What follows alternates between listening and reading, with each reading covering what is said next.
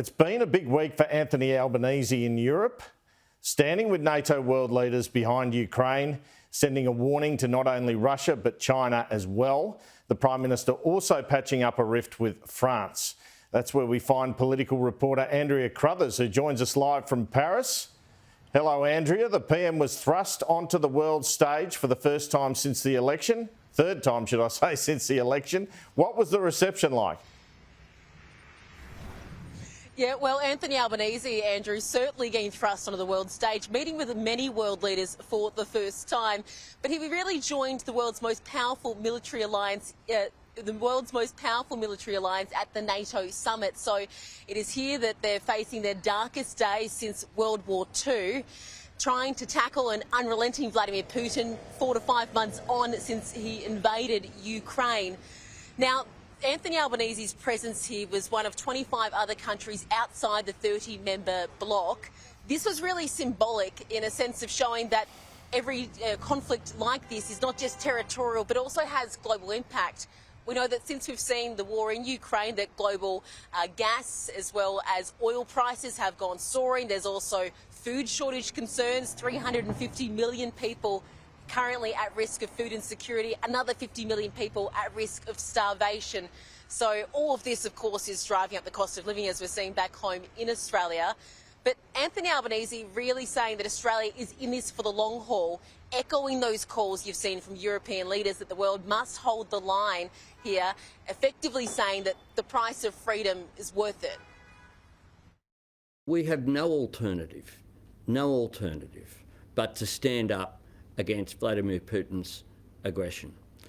If we do not do that, the consequences for the international rule of law are dire indeed.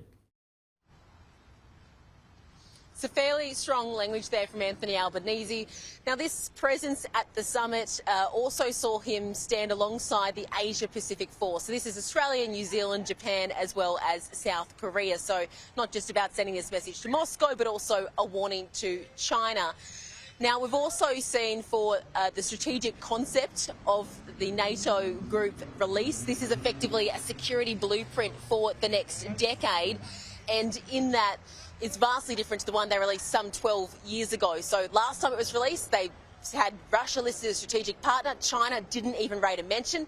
This time around, Russia, the biggest threat to the alliances currently, and also China listed as a growing challenge to its very values. This particular concept really accusing China of hybrid threats just short of war, but also of stacking its nuclear arsenal in secret, Clennell. And you've seen a warm reception from the French President there, Andrea?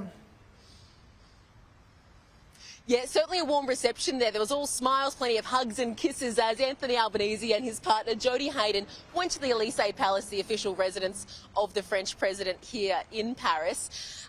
And if there was any signs that there was animosity, I guess still on the behalf of the French over this submarine saga, you couldn't see any of it there as they came face to face. They, of course, did meet on the sidelines of the NATO summit, but this was the first formal meeting between the two. So, of course, Australia, its relations with France hit rock bottom off the back of this dumping of that submarine contract, that $90 billion contract, in particular when we saw Emmanuel Macron label Scott Morrison a liar on the international stage. The two keen to patch things up between themselves.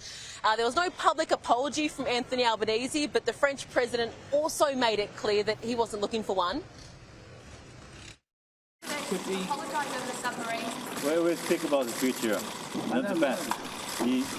He's not responsible of what happened.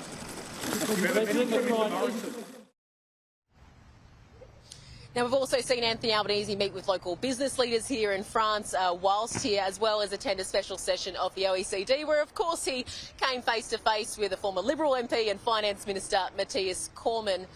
Now, Andrew, that really wraps up the official program. Whilst Anthony Albanese is in Europe, it's still unclear if he will be visiting Ukraine, accepting that invitation from the president there to go and visit Kyiv.